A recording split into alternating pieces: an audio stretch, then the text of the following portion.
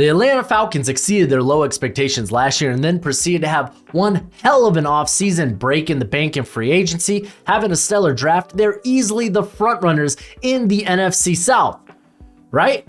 What's crack-a-lackin'? Is your boy Broshmo, just in case you did not know. So go ahead, become a bro and subscribe. Leave this video a thumbs up if you enjoy the content as always. Let me know what you think in the comment section below. Let's have that nice, beautiful football discourse today. We talk about the Atlanta Falcons. We're going to go over the coaching staff, the scheme, look at the roster, and then I'm going to give you my prediction for the Atlanta Falcons in 2023 at the end of the video. So stick around. But without further ado, let's go ahead and get into this sucker with the coaching staff. As the big addition here is, I say addition, but is Ryan Nielsen coming over from the New Orleans Saints. Let's talk about Dean Pease real quick as he retired, and what exactly did this defense look like last year and what can we expect to happen differently. So Dean Pease, traditionally, he's a guy that wants to blitz a hell of a lot. They did that last year.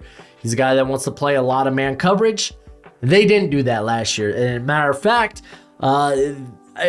whether it was because of injury or Pease just felt like he didn't have the personnel to run a lot of man coverage well, they opted to play a lot of zone and supplement what he felt like was a down secondary with a lot of just like 5 or more man pressure.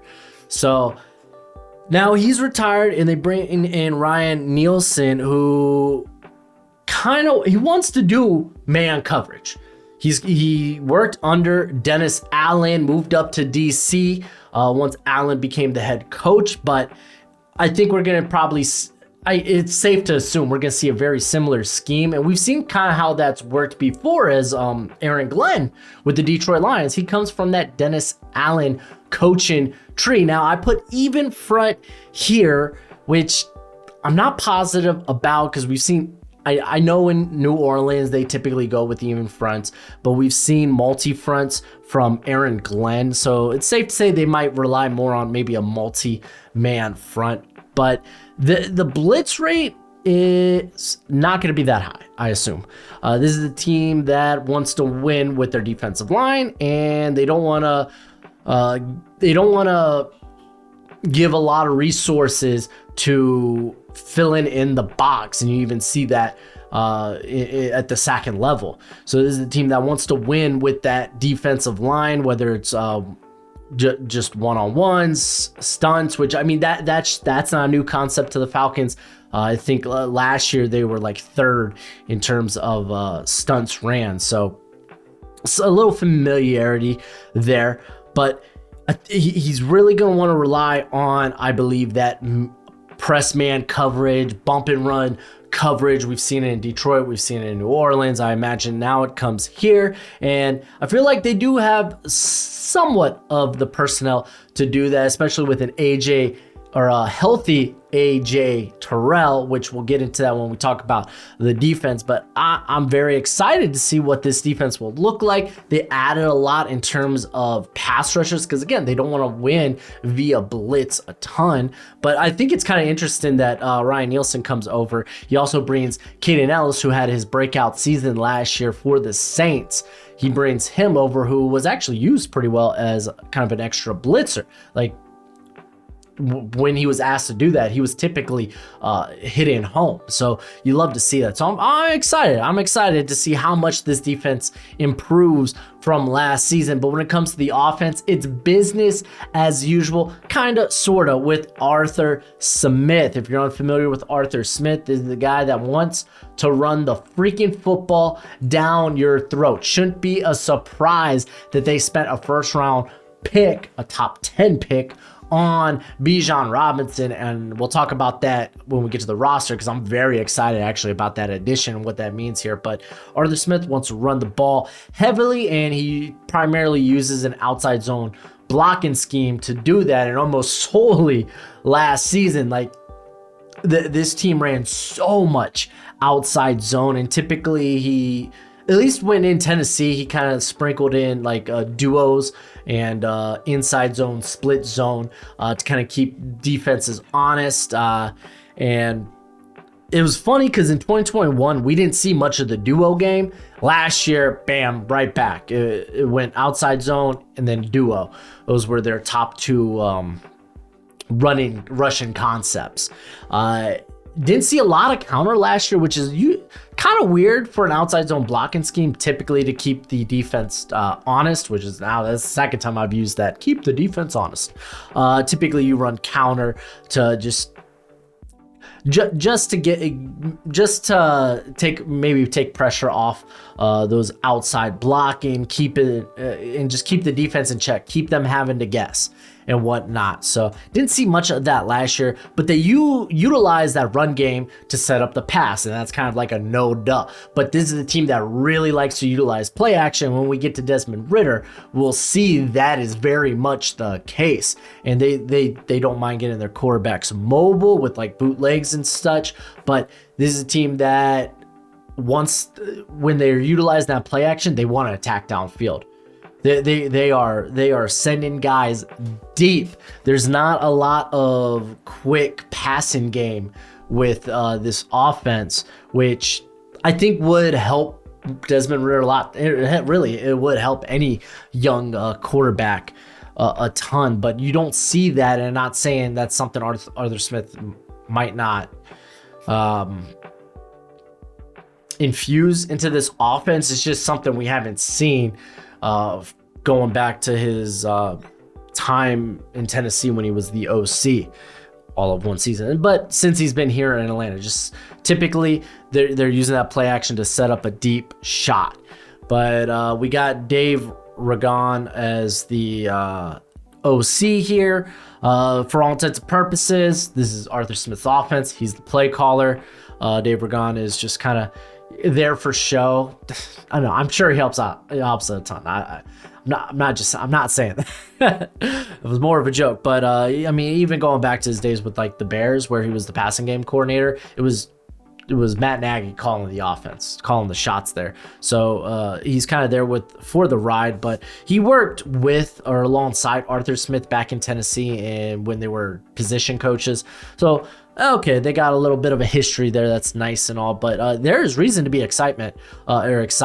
This team really spent some money in free agency to make additions defensively, and then they utilized the first like 2 rounds of their draft to help to make sure this is a run game to be feared, and it is one. So without further ado, I guess let's go ahead talk about the offense. But first, I want to give a quick shout out to today's sponsor, Underdog Fantasy. Underdog Fantasy is currently one of the most premier fantasy betting apps, and they got a best ball tournament with $15 million in cash prizes. So if you sign up at Underdog Fantasy using promo code Broshmo, they will match your first deposit up to $100. Remember, when you sign up, use promo code Broshmo and they'll match that first deposit up to $100. Ado is we're knee deep in fantasy draft season, and there's not a better place to play fantasy football than Underdog Fantasy. They currently have Best Ball Mania going on. Bam, $15 million in cash prizes are available. If you think you're a crafty drafter, then get in on the action. But remember, as always, my friends, bet responsibly. Let's talk about this offense, and I don't think I really want to talk about Desmond Ridder first. I think I want to talk about Bijan Robinson, because listen, Arthur Smith, back when he was in Tennessee, he had a stallion by the name of Derrick Henry. He wants that old school bell cow type of a back. This guy that can just take punishment, or more so dish out it. And he gets that in Bijan Robinson. And Bijan Robinson, he was my top running back last year. And he's probably, since I've been doing this channel, the highest running back I've ever had. And he just does it all, from the shimmy, the shake, to the to the power, the ability to absorb contact, his ability to cut on a dime, the vision. I kind of described him as, you kind of hear that bull in a china shop, and I kind of referred to him as this bull that learned how to ballroom dance. He's just that good. He's that filthy with the ball in his hands, but he also is a very solid pass catcher out of the backfield. He runs solid routes. He shows really good ball skills, the ability to high point the football. So he's like the best of all worlds. And I get that if you can sell yourself on him being a top 10 pick, if you expect him to utilize him in that regard in the pass game, someone you could kick outside, kick in the slot. It can be that dangerous out of the backfield, because remember, we're in a time where, running back value has realistically gone down. And so now Arthur Smith here, Derrick Henry, he made his money in Tennessee, but Arthur Smith, he's looking at 2 young running backs here on rookie deals. Probably one of the best running games in all of football. Let's not forget Tyler Algier last year was a 1,000-yard runner, 51 force missed tackles, but he doesn't have the ability of Bijan. But that's not to take anything away from Algier. Algier has very good vision. He wants to be a north-south guy. Once he sees it, he goes. He's got decent enough long speed, and there isn't much shimmy to him. It's just like, hey, I'm gonna lower the shoulder and Godspeed, good luck, because I'm gonna try to drive you through the earth. That's kind of Tyler Algier there. So I think those are 2 very good compliments to one another. But then you go on and you look at this offensive line, and this is one of the best run blocking offensive lines in all of football. I think probably it's up there with the Eagles and the Browns in terms of just offensive line in general. But they bring back Caleb McGarry on a very good deal where, he didn't get a lot of guaranteed money, and it's wild because he's one of the best run blocking tackles in all of football. He's back there at right tackle. They have Chris Lindstrom, who might be the best guard in all of football. He just got a big, hefty payday. You go to the other side, you have Jake Matthews. Feels like he's been in the league for 20 years now, but he's 31. So yeah, he's up there in years, but he is still exceptionally good. He really, really is, especially as a pass blocker. He might be the best, I would say he might be the best pass blocker on this offense. And then kick inside, they get Matthew Bergeron, that's who I believe is going to be their starter. If you're unfamiliar with Matthew Bergeron, he was a left tackle, he played left tackle coming out of Syracuse, went to the Senior Bowl, mainly played tackle, but a lot of teams were looking at him, was like, man, honestly, he'd be a top guard with his type of skill set. He has that mentality the NFL loves, where it's just bury him 6 feet deep, rest in peace, God rest your soul. That's his type of that's the type of mentality this man brings. Good length, good movement skills.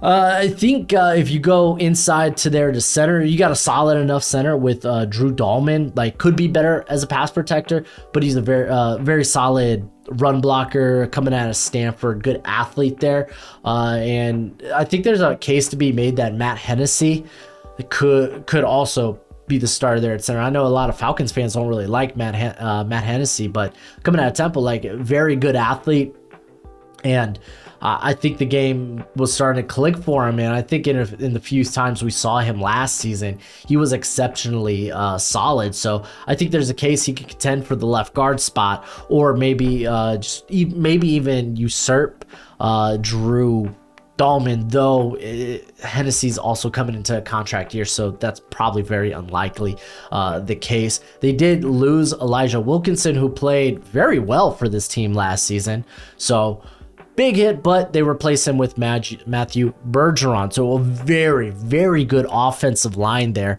Unfortunately, the depth ain't all that great. Let's just go ahead and look at it here.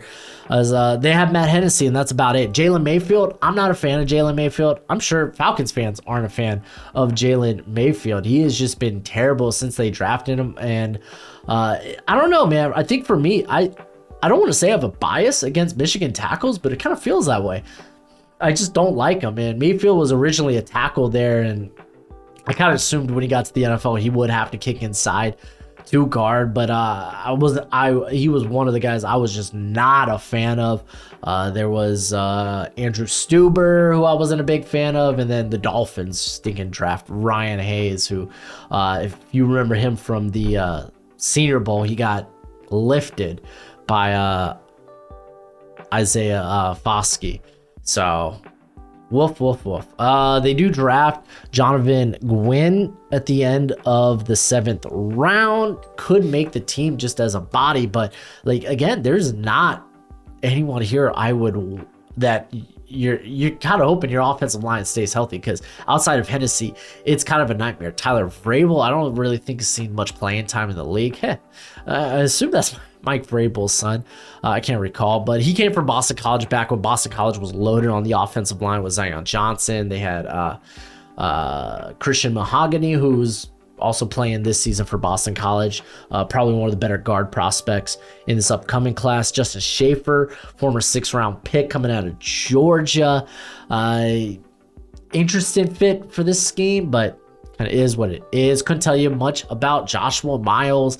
They got Jonathan Harrison, Michael Bennett. Oh, like, if you're seeing names like that, then yeah, you're in trouble. So the offensive line, while not the depth ain't great, the starters are darn freaking beautiful. While we're here, we might as well talk about the tight ends and what they bring from a blocking aspect. Like, Kyle Pitts is a cat that can play outside. He can play in the slot.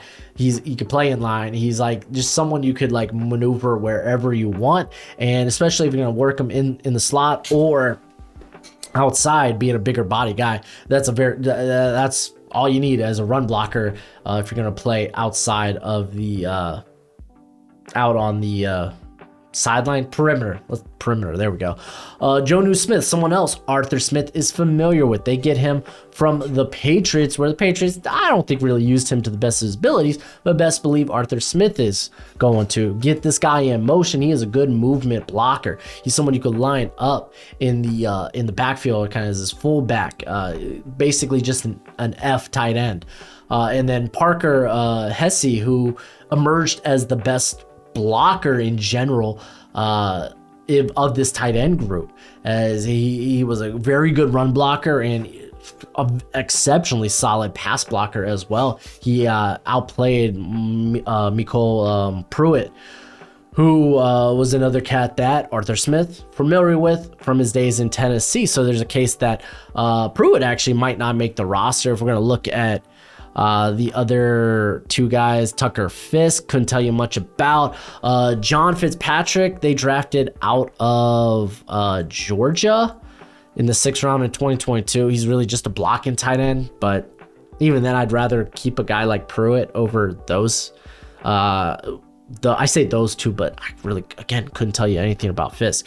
And then they got large receivers. Drake London, big. Mac Hollins, big. Big reason they bring in Mac Hollins is because of what he can do as a run blocker and as a player. You just get the ball in his hands, like someone you're going to use on jet sweeps and whatnot. So, like, yeah, no, this team is geared to run the football, and they're geared to do it exceptionally well. We could also mention Keith Smith here at fullback. Very solid option as well. But let's go ahead. Let's move to the quarterback before we talk about the playmakers he has, because I am going to come back to like Cordero Patterson when we talk about the playmakers available in the passing game. But Desmond Ridder, we didn't see a ton of Ridder last year, right?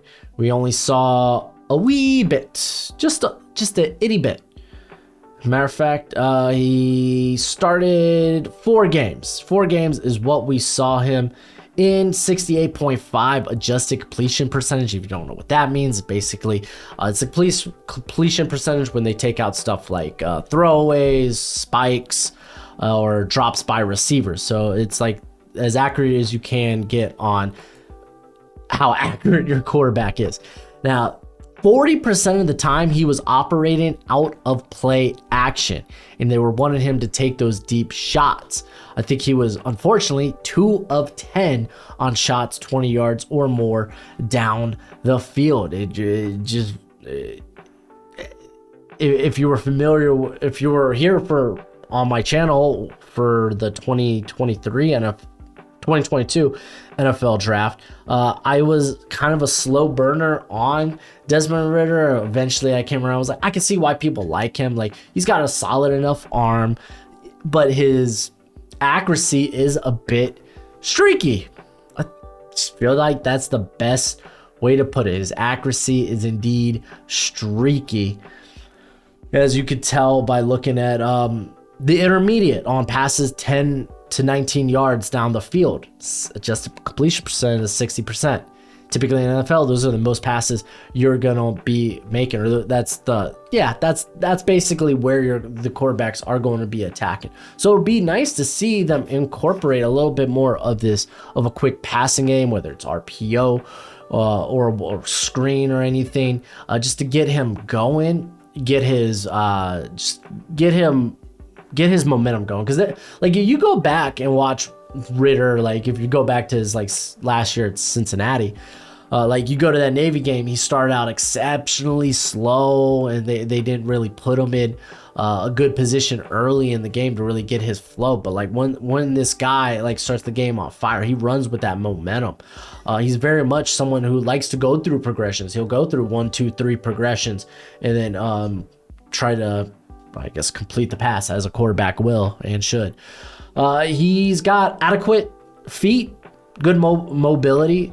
Like, don't sleep on his mobility, but I wouldn't say like I wouldn't say he's like this dominant rushing threat. He's not. He's not Lamar. He's not Hurts. He's not what Anthony Richardson's about to be. He's definitely not Fields. So he's not that guy, but he's a guy that can extend the play with his feet, and he can pick up yards if he has to tuck and run. So he's got that positive about him. But lucky for him, and I talked about how like the ball placement isn't exactly always ideal with Ridder. Well, he can be a bit inaccurate, but when you have guys with these freaking incredible catch radiuses, like Drake London, like Matt Collins, like Kyle Pitts, yeah, you can allow a little bit of error there. You really can. So have at it. I mean, like, he's getting really good, like, contested catch guys as well. So if he wants to take those shots downfield, he can. Last year, Drake London was 53.8%. I believe Matt Collins through his career is about 44. Kyle Pitts wasn't great last year, but last year I feel like kind of might be an outlier. Like, I could rave. Yeah, I'm going to rave about this whole Kyle Pitts thing.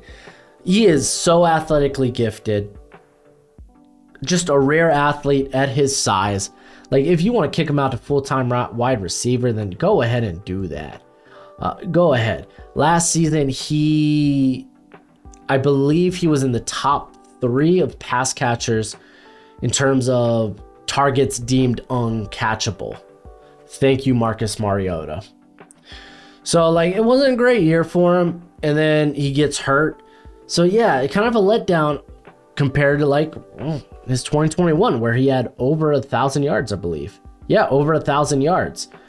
And he was much better at the contested catch there, too, 45.5%. So, yeah, I feel like last season was a bit of an outlier for him. But, yeah, Desmond Ridder, he's got these big, long weapons that are capable of allowing him to not necessarily have to be the most accurate quarterback with the football. It allows room for error. Now, let's go ahead and take a look deeper at this squad in terms of the playmakers. As they list Scotty Miller as the slot, I imagine we're going to see a lot of Kyle Pitts in the slot, a lot of Jonnu Smith in the slot, a lot of Matt Collins in the slot. That's why I list the starters. I listed Jonnu Smith. I listed Kyle Pitts. I didn't have a slot option. I had 2 tight ends. Scotty Miller, vertical target, kind of is what it is. Like, I think he's a better depth piece than he is a wide receiver 3 for this squad. Frank Darby was someone I liked as a late round pick coming out of Arizona State. He hasn't really shown much. I couldn't tell you much about Penny Hart. I know Kadero Hodge has kind of shined in his last couple of stops in very limited play. I think it was last year with, was it the Lions or the Browns? I know it was those 2 squads. I can't remember which came first. I guess it was the Lions. But someone who's flashed a little bit. They got J.J. Arthur-Whiteside. Is he a tight end? Is he a wide receiver? I don't know. I think regardless, he probably doesn't make this roster. I think Keelan Harris could be I think he's a good sleeper to make this roster as a UDFA out of Oklahoma Baptist, I believe. More of an undersized receiver, 5'10", 183, but he was a phenomenal returner. He brings blazing speed. So I think there's a good shot he could make the roster here, but outside of that, there's really nothing of note here. Slade Bolden, white receiver. He played in that like high octane Alabama offense back with Mac Jones, right? But yeah, like this is really the Drake London, Mac Hollins show with Kyle Pitts. You have Jonnu Smith, who I kind of talked about what he does offensive for the squad. I didn't really touch on like how good he is after the catch. Like this guy can eat contact and really create yards after contact. You're not going to get much from Hesse as a pass catcher, or really Pruitt. Pruitt shined a bit. I would say Pruitt's probably the better receiving target between the 2, but now we're talking about the tight end 3s on the squad. Let's go ahead and jump to the running backs, as they got Bijan Robinson, who is going to be phenomenal in the passing game, but they also have Cordero Patterson, who is one of the best return men in the league. He's someone that can play out. Remember, he entered the league as a receiver, so he could play on the outside. He could play in the slot. This is a very nice backfield. I didn't even talk about Patterson yet. So like he adds a little bit of speed to this group, because like Tyler Algier, not the fastest guy, he's like a 4.5 guy. You have Bijan, who ran a 4.46. Cordero Patterson, he comes in with a bit more of the home run speed. They don't really have anyone outside of those 3 though. Carlos Washington is a UDFA. Couldn't tell you much. Never watched him, and I couldn't tell you about Godwin Igwebuike. Couldn't tell you much about him at all. They do have Taylor Heineke if things do go south with Ridder, and Heineke's just a gamer. Got a bit of a noodle for an arm. Throws with a lot of ego, but this is kind of perfect for this type of offense. He really trusts his receivers, and he trusts his arm. Like, hey, like last season it was like, oh, is that Terry McLaurin? Pff, double covered, triple covered. Pff, that guy's elite. Here, go up and get the ball, Terry. Like, I really like that about Taylor Heineke. He's a gunslinger, and now you get these massive guys: Drake London, Mac Hollins, Kyle Pitts. So like, worst comes to worst, Heineke comes in and he can win you some football games. So I like that right there. They also bring in Logan Woodside, who was in Tennessee during Arthur Smith. He's 3rd quarterback, not much to say there. But all in all, as you can see, I have this offense as average. It's a mid offense for right now. As much as I love the running game, Desmond Ridder is kind of a question mark right now. He just is. So how much will the passing game really open up with Desmond Ridder? Will they maybe get a bit more not improvise, what's the word I'm looking for? I don't know. Will they I guess adapt some like newer concepts, or like draw up plays specifically for Kyle Pitts? I think that was another big problem last year. They're like they weren't drawing a lot up from him. They may have been utilizing him a bit more versatile than they were his rookie season, where he was like 44% of the time in the slot. I believe he was like another 20% out wide, and then the remainder he was in line. So they were very versatile with where they put him on the field, but draw more plays up to him. Like, design plays to where the ball is going his way. But regardless, man, I feel really good about the potential of this offense, that they could exceed this expectation I have for them. And in all honesty, when we're about to talk about the defense, and I kind of feel the same about it. So let's go ahead, get into the defenses. I have them as a average, mid-ranked defense here, and we could probably start with the defensive line. This is where they made, I don't want to say made the most additions, but they made this. They made some significant additions. I mean, to be fair, they also made one big one as safety, and we'll talk about that in a minute. But they bring in, don't list him here as a starter, but Calais Campbell, who's going to be in the rotation, but he's going to kind of be playing this like 4-5 tech, and he's going to be getting after David Onyemata, very familiar with Ryan Nielsen, coming over with him from New Orleans, so they kind of already know what his role is going to be, and he was very successful there in New Orleans. Grady Jarrett is just a stud, and just kind of been limited because of the lack of parts around him. And the edge group, I think we're going to see a big rotation, like a huge one. I really do. Like, they have I list Arnold Ebiketie. I think he might be the guy that kind of sneaks in and gets the most snaps of anybody. And I really like Arnold Ebiketie, man. He started the year hot, slowed down a little bit after injury, but in terms of what he brings as a pass rusher, man, high motor guy who has maybe only 3 or 4 pass rush moves to his arsenal, but they're really good moves, and he knows how to counter out of those moves. Like, it's kind of like a tree, you know, like he starts with one move, but then like you see it could branch out to a variety of like different options in terms of how he can counter. Like, his counter game is deep. So hopefully he comes back healthy and he looks really good. They brought back Lorenzo Carter on a decent enough deal. He was solid for him, 33 pressures, 5 sacks, so solid enough. Bud Dupree, they bring in another guy that Arthur Smith, I don't want to say familiar with, because Arthur Smith was on the offensive side of the football, but they were on the same team. Bud Dupree, more of a run defender. I kind of thought when Tennessee signed him, I guess, hold on, I don't think Arthur Smith wasn't around when Bud Dupree was in Tennessee. Maybe he was, I can't remember. But when Tennessee gave him that big contract, I was like, he is a very mid, like even maybe below mid pass rusher. Like, I didn't think it was a good signing, and lo and behold, it wasn't. But he's a solid, very solid run defender. So I think at least we're going to see him very much on early downs, much like when Arthur Smith brought in Rashaan Evans to the squad, someone who he's familiar with, that he knew was a solid run defender. That's kind of Bud Dupree in this regard.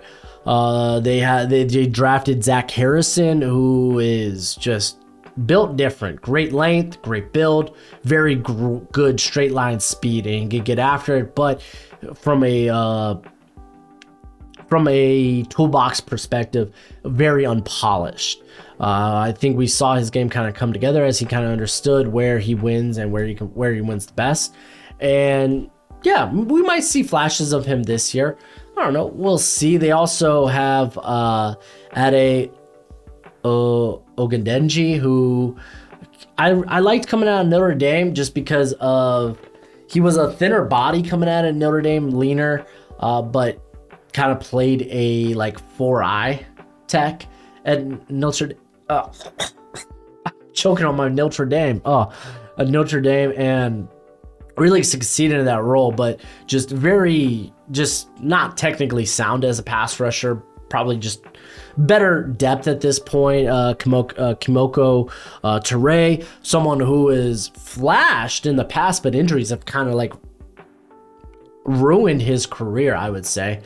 Because I really think that this dude would have been like a consistent starter in the NFL, but then injuries, and he just hasn't been able to stay on the field. So I mean, that's good depth. They also still have D'Angelo Malone here. Here. Let me show you all these guys. I'm here talking about them. I want y'all to at least see the names. They do have D'Angelo Malone here, who was more of a DPR option anyway. So again, depends offensively, and I even think Ryan Nielsen has said he wants to keep the offense guessing, so he's gonna run these probably run a multiple front.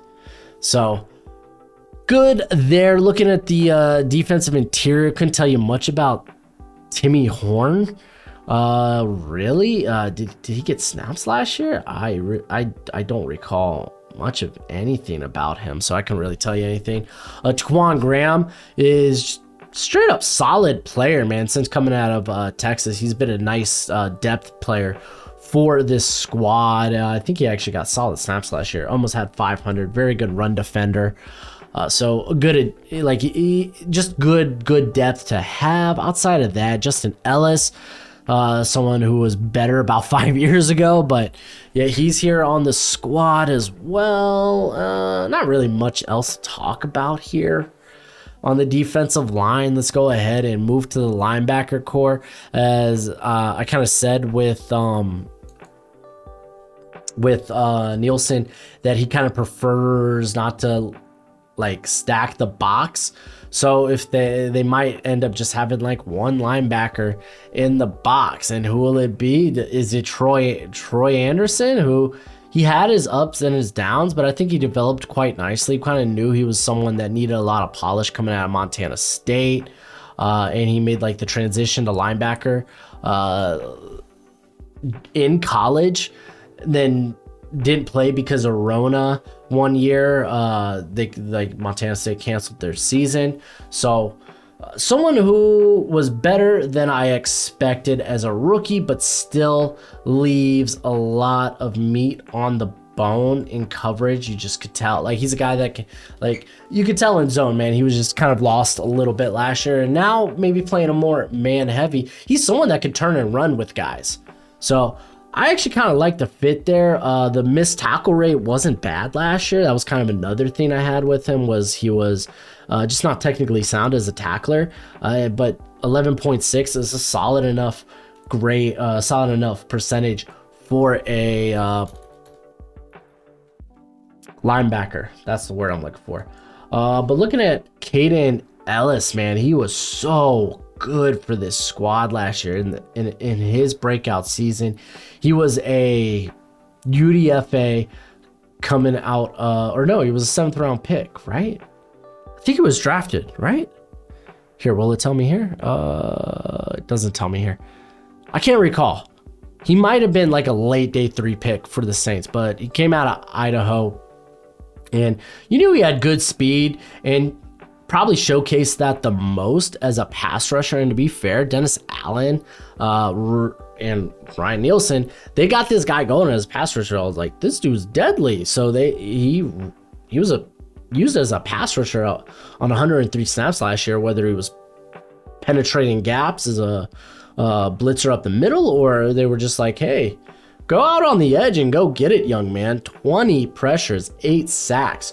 Really good number there. He was actually solid in coverage as well, having like a solid enough completion percentage grade. Typically you want your linebackers in the 70 to 80 range. He was there. He had 2 pass breakups.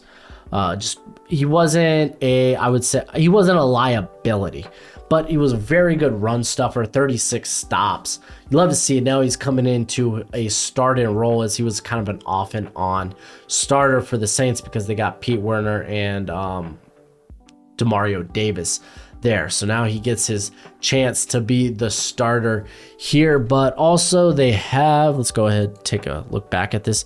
They do have Mikal Walker, who they drafted out of Fresno State a few years ago now.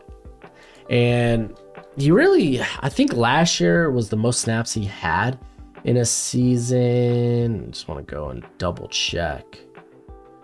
Yeah, and like he was fine. Like he was nothing special. Yeah, last year was the most snaps he's ever had. I think he probably, because he is a bit undersized, he's better as a coverage player.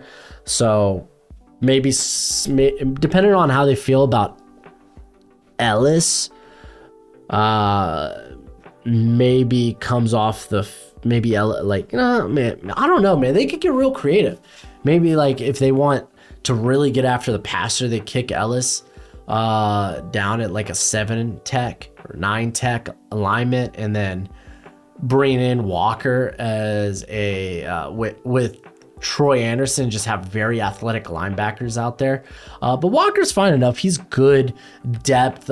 Nate Landman is more, he's an meh athlete, though he's a guy that plays with his hair on fire, high motor, like good special teamer.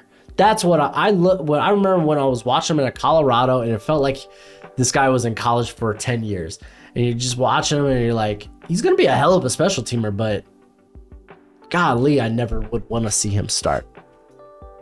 Couldn't tell you much about the other two guys there, Tay Davis and Andre Smith, but they did bring in as a UDFA my boy Mike Jones out of LSU, someone who I thought was going to emerge as like a high-end talent at Clemson, because initially he was at Clemson playing more of an overhang safety, made the move to LSU to play more traditional linebacker. Coach O thought he was just too light and was just didn't want to play him early, like on early downs, and just kind of fell out of favor there at LSU. His like final 2 years ends up being a UDFA. It's crazy to look at some of these guys' journey who maybe early on in their collegiate careers, you're like, man, this guy's going to be something special. And then it's just like, oh man, what happened?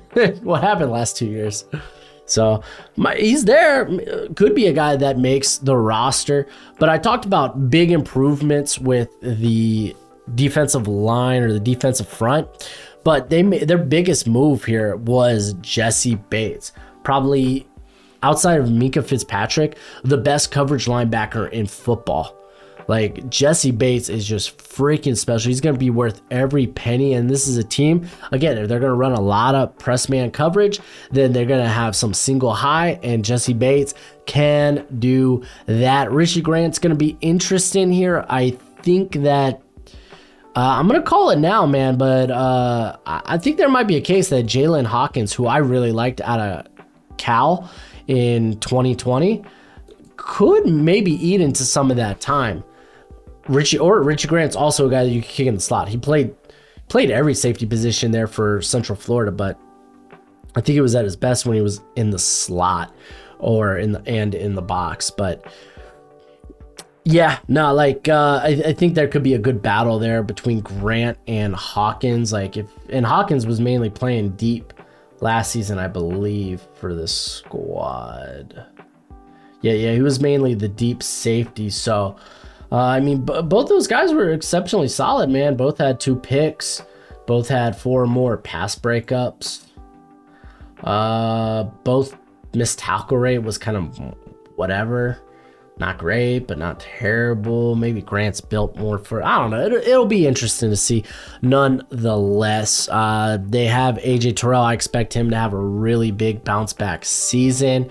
I think he kind of suffered when they decided to play more zone and off zone coverage because of more so the guys around him that they had.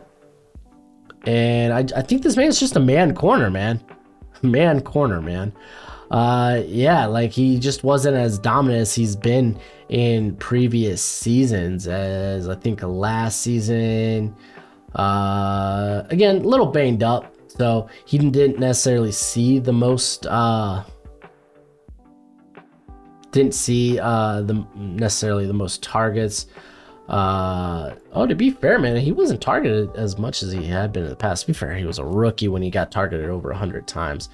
But you did see a dip in the play compared from 2021 to 2022, where, again, they played more zone coverage in 2022. And the completion rate jumped up.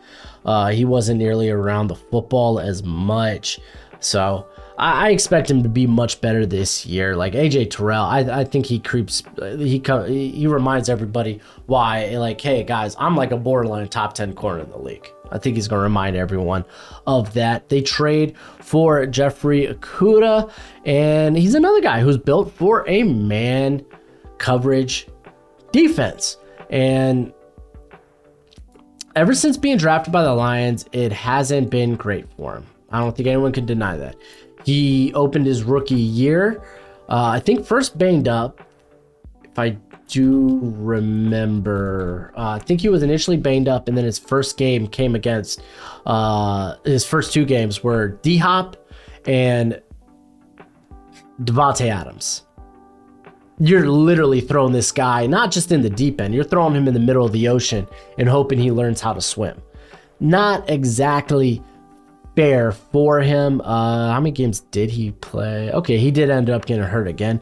And then in 2021, he started the year and then tore his ACL, I believe. He had some season-ending injury in 2021. And then last year, I thought, like, there were ups, there were downs, but, like, you kind of saw him put it a little bit more together consistently. That completion rate was starting to come down. The ability in coverage to make plays on the ball, you started to see a little bit more. So maybe you're they bring him in for a cheap cost and kind of hoping it all clicks with another full year of play. Keep that in mind. Thrown to the Wolves and was injured in 2020, missed the whole year because of injury in 2021. So last year, really kind of his first taste of like, all right, I'm not a rookie anymore, but I still need more polish. I still need more game experience. And I think he got better as the year went on. So like, there's reason to be positive about Jeffrey Okudah, but all in all, man, coming out of Ohio State, yeah, he's a press man corner. Who would have thought? Mike Hughes, another guy that just loves playing press man. Did it in Kansas City, did it in Detroit last season. He can play outside, he can play in the slot. He is a solid corner depth option. He really is. Like, I don't think it's any longer a joke that, oh, Mike Hughes, man, he's terrible. I think he is solid enough as long as he is not your among your top two corners. So I feel good about that. Let's look at the depth there at secondary, as they did draft Clark Phillips. He's kind of a question mark in a man scheme. He played more off zone at Utah, so that's probably why he's billed in as a slot player in a man coverage defense. Also, obviously, size, smaller guy, but I kind of thought of him more as like a Darius Williams, his name's freaking escaping me. Come on, Troy Hill. I kind of like those were the kind of the guys I thought of when I saw Clark Phillips. Trey Flowers, another guy that's just familiar with the press man coverage. If he's ever starting, you're probably in trouble. They also have Darren Hall, who actually played solid last season. What was his slot sound? He was mainly on the outside because it was D. Alford who was playing a ton in the slot last season, right? So, yeah, Darren Hall mainly played on the outside, and he was actually pretty darn solid coming out of San Diego State. So, he's a guy that, honestly, he's at his best when he's able to put hands on the receivers, and we're talking about him as a depth option at this point. The Alford had a very good year last season as the slot corner in limited play. I mean, when you're playing in the slot and you're allowing a completion rate of 60%, that's pretty darn good. 3 pass breakups, had an interception as well. But yeah, he's going to be stuck as depth on this squad. They got DeMarco Helms, more of a special teamer. I didn't love him, but like, I think if you saw him as like kind of a box safety, then yeah, I think, yeah, that works. That's good. Natrone Brooks, I have no idea who that is, so couldn't tell you much about him in all honesty. Clifford Chapman, UDFA, was that the big guy out of UTSA? Because they had a corner and a safety. Okay, he was out of UTSA.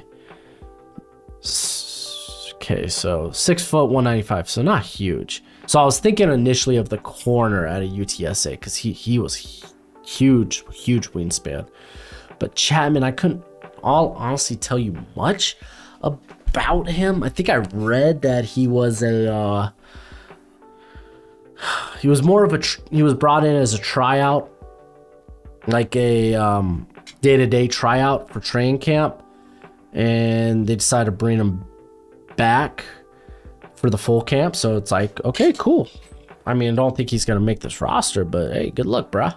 Good luck. So all in all, man, the defense, like, reason to be positive, but I'm not exactly sold on that pass rush just yet. I'm going to go through, I'm going to basically go with the approach. When I see it, I'll believe it. But I think this team will be solid as run defenders. They have the bodies to be really good run defenders there. I'm trying to think, where did this team rank exactly last season defensively? Here, let's see. All right, so okay, they were near bottom of the league. Via PFF, they were considered the 5th worst defense. They had kind of a mid run game. Coverage wasn't great, but we kind of talked about the problems with coverage. That's no secret there. And one of the worst pass rushing groups in all of football, and that's no surprise either. I mean, Lorenzo Carter, I believe, was like, outside of probably like Grady Jarrett, their best pass rusher, which means you're in shambles in terms of getting to the passer. Yeah, Grady Jarrett was literally their most effective pass rusher. So yeah, no, this team should be a lot better from that standpoint.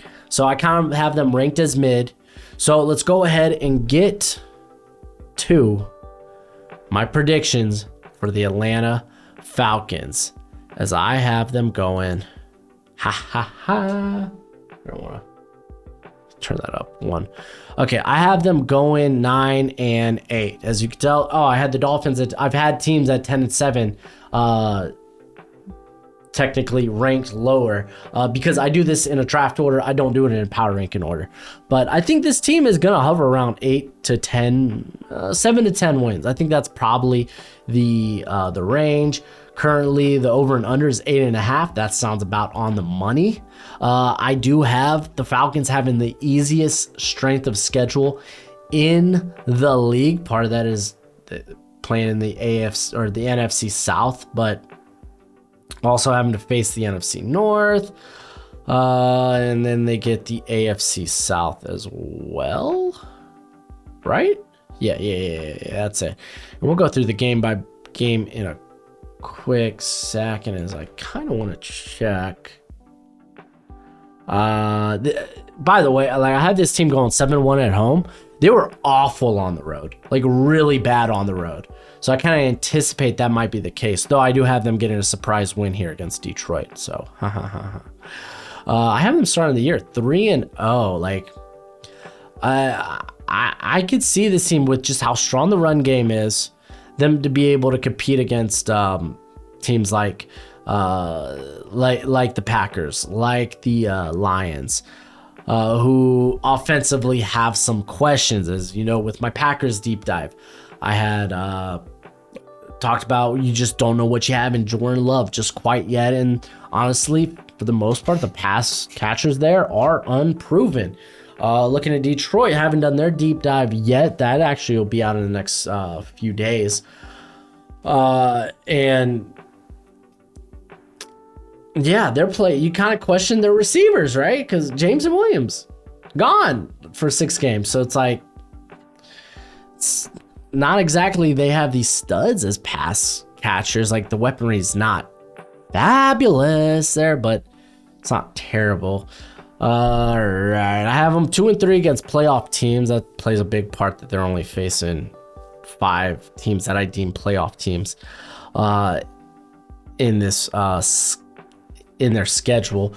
Luckily, I was about to say, luckily their away game against the Jags is in England, in the UK, whatever. And I mean, the Jags have played so much in the UK. I think this one's in London, probably, that it's basically a home game for them. It really, really is. So I got the first loss coming on the road there. I got them having a good bounce back week against the Texans. Texans, I don't think are that scary of a team. They're moving. They're trending in the right direction, but They got a ways to go. They get Washington. Washington, I think, is going to be a tough team. They're also coming off a mini bye, so a longer week for them. I got the Falcons split in the division 3-3. I feel like this division's really going to they're going to play each other exceptionally well, much like they did last season. Like, remember, this division was decided by one game. You had 3 teams at 7-10, and Tampa, who ended up winning the division, won it at 8-9. So, yeah. Got the tight ends. Arthur Smith not able to beat the Titans at home. They're also coming off their bye, so I think that loss makes sense. I do have them beating the Vikings, but I mean, with the Vikings, it's probably going to be a game decided by one score.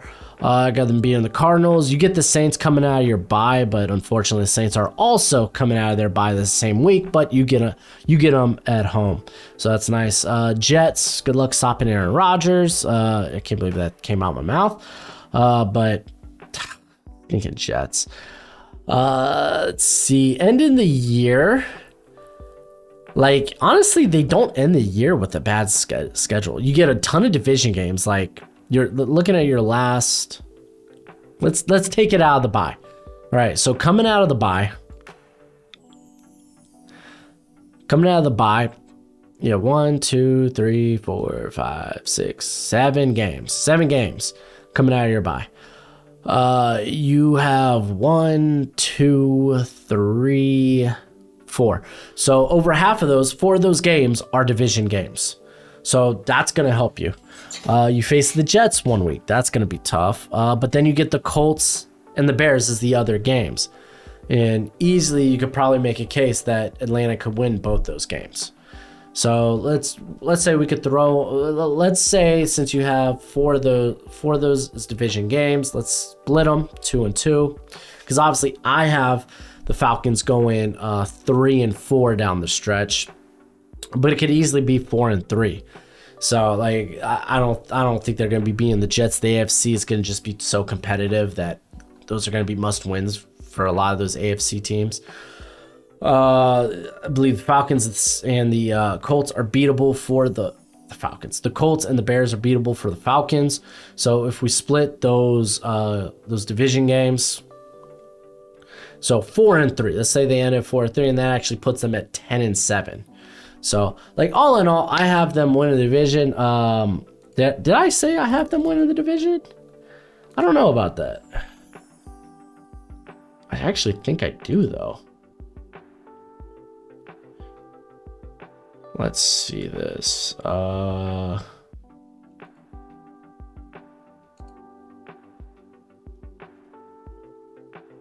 Here we go. Yeah, technically, I have the Falcons winning the division because they have a better division record than the team. Than the team I. Well, okay, we already know who's the other NFC. If you've been watching this series, the other NFC South team left are the Saints. But Atlanta is my division winner, and I think it's because I have the Saints. Huh, that's interesting. I wonder how that's decided, because I have Atlanta winning the division. Both are first-round exits for me.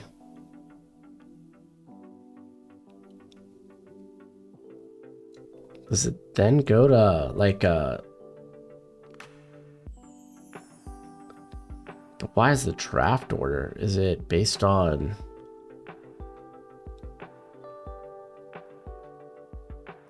conference record, maybe? Yeah, let's see this. No, because the Falcons have a better conference record as well. Yeah, I don't know. Anywho, the next team I do on my deep dive, I'm going to go ahead and spoil it because I've already been talking about them, is the Saints. I don't have the Saints winning the division, but I do have them making the playoffs. And I think I already said that I have the Saints and the Falcons having the same record.